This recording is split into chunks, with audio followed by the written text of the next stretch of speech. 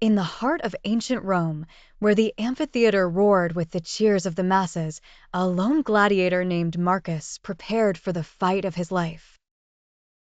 He was not just any warrior but a man with a mission. The cruel and despotic Caesar, known for his merciless reign and outright brutality, had cast a shadow of terror over Marcus's town, leaving thousands dead in his wake.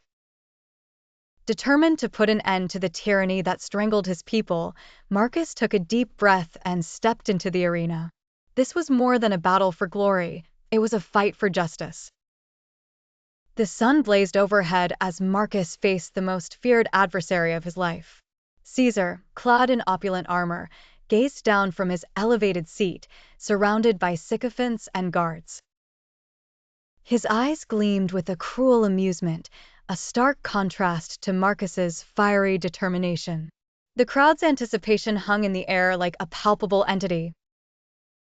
As the signal was given, the gates of the arena opened, revealing Caesar's champion, an undefeated warrior who struck fear into the hearts of men.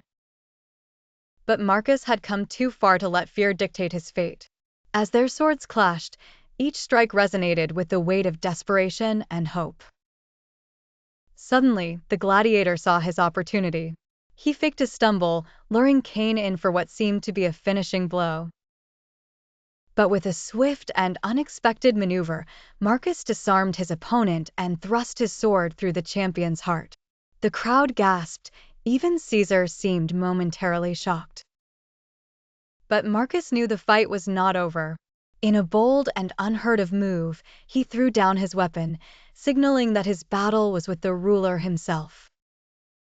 A murmur ran through the crowd, a blend of fear and admiration. Furious and fearful of losing his facade of invincibility, Caesar descended into the arena, his eyes flashing with vindictive rage. What followed was a fierce and brutal hand-to-hand combat. Bruised and battered, Marcus tapped into the reserves of his strength, every punch and kick fueled by memories of the innocent lives lost and the suffering endured by his people. Finally, with an earth-shaking roar, Marcus delivered the final blow, sending Caesar to the ground. The once terrifying ruler now lay motionless in the dust. The silence in the amphitheater was deafening as Marcus stood tall, looking not at the fallen despot, but at the faces of his people, now filled with hope and awe. He had done it.